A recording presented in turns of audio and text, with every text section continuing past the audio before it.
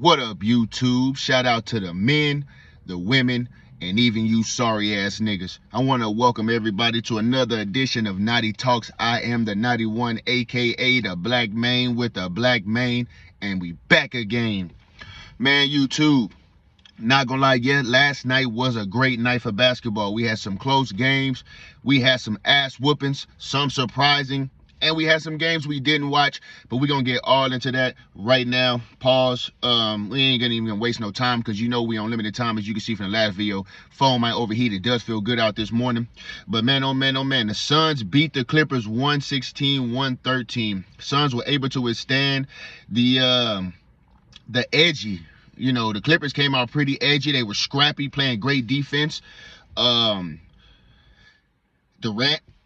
he was 8 of 17, 2 of 5 from the three-point line for 25 points, and it was a struggle for Durant. I'm not gonna lie, they was playing some good defense on Durant early on. As the game went on, of course, Durant started to find his way and get his shots, but early on they was playing some pretty good defense. Bradley Beal stepped up in a major way, 8 for 12, 4 for 6 from the three-point line for 24 points, along with Book going 5 of 9, 4 of 5 from the three for 15 points. Now, when you get that kind of production from those three players, it doesn't really matter what you're gonna do. If Book adds another 5 points, they all hit 20 points. It's gonna be tough to beat the Suns if they're able to get that kind of production from all three players. Like I said, Durant kind of struggled early on. They was playing some great defense on him. The Clippers, they played a great game. James Harden, 10 of 28 from the field, 2 of 9 from the three-point line. He did have 29 points, 12 rebounds, 8 assists, but he had 8 turnovers. 8 turnovers, none more costly than the final one. Not to mention, he was at the line to tie the game, missed the second free throw. The Suns go down the court. They make the both of them, so it's a 3-point game. James comes down. He has a chance to, doesn't even get a shot attempt, loses the ball. Typical James Harden shit. But outside of that, I'm not gonna lie, the Derrick Jones Jr., 5 of 6 from the field, 2 of 2 from the three. Hey, we're going to see how Klay does tonight. But Derrick Jones stepped up, showing that the Mavericks might have should have held on to him. We're going to see how Klay looks. Zubac added 21 points, 9 rebounds. The Clippers really, I thought they was going to get smacked. I thought they was going to feel the 1,000-hand smack of the Suns. But they played winning basketball. And then you don't have your superstar, quote-unquote, James Harden. He has 2 chances to at least tie the game. You don't even get a shot attempt for the final one. And get Kawhi Leonard some PEDs. That's the $50 million man sitting on the bench. I'm going to keep saying it all fucking season. NBA, find some PEDs that y'all can regulate to get these players on the fucking court.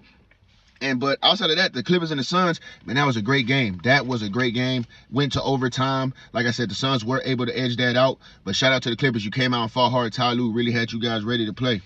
The Warriors smacked the Trailblazers. I thought it would be a more competitive game. You know, the Trailblazers being coached by Chauncey Billups, they did come out strong. But when you can't shoot the ball in a 3-point league, you're going to struggle. You're going to struggle. And the Blazers could not shoot the ball. They were 39% from the field, 29% from the 3-point line. That is not going to get it done. I don't care how good a defense you play. I don't care how good Scoot Henderson is.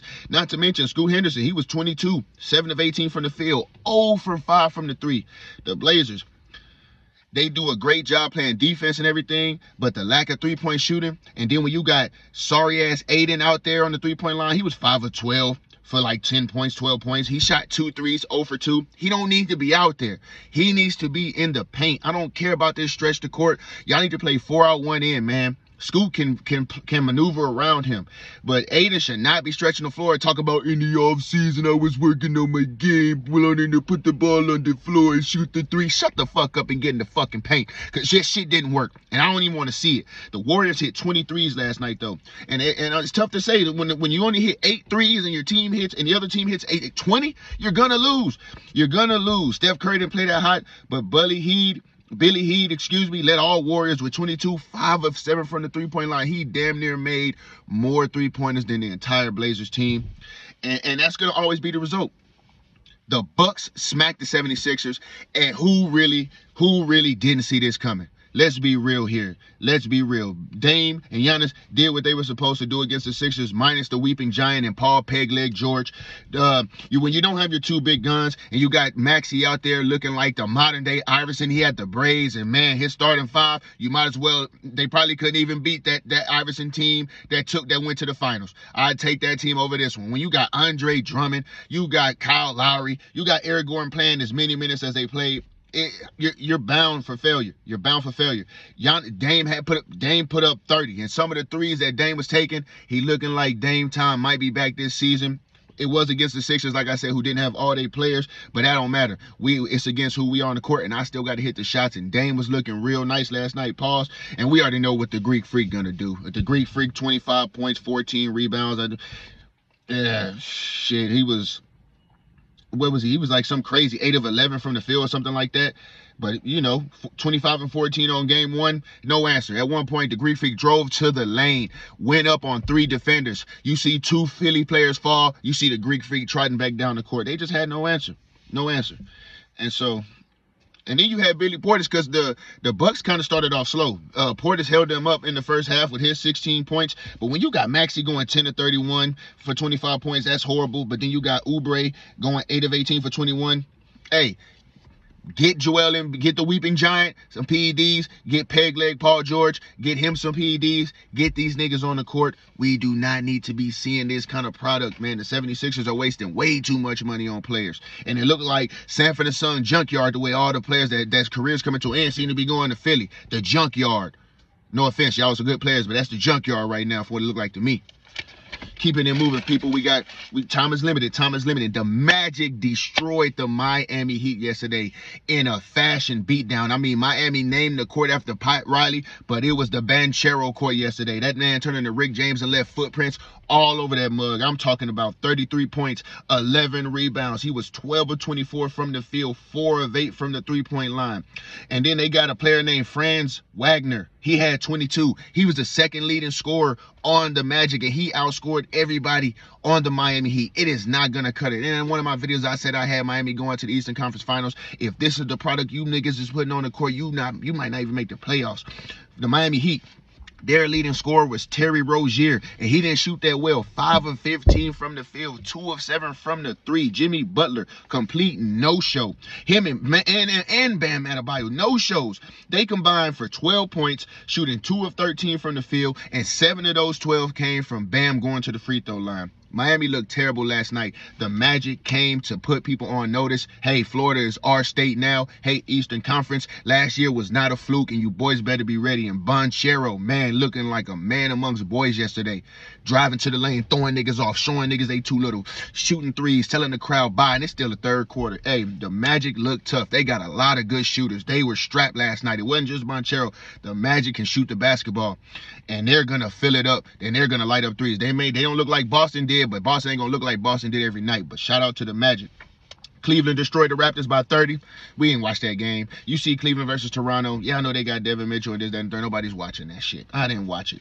Shout out to the Cleveland Cavaliers for getting the dub. You are 1-0 on the season. The Pacers, though, almost lose to the scrappy Pistons. The Pistons looking nice this season. I do not see a 28-game losing streak by the Pistons this season. Honestly, the only reason they lost was because the Pacers went on a 15-4 run to close out the game, and then to seal the deal, Tyler Halliburton hit this damn 3. It was his only 3 of the night, sealed the deal. It just sucked the air out of the room, pause.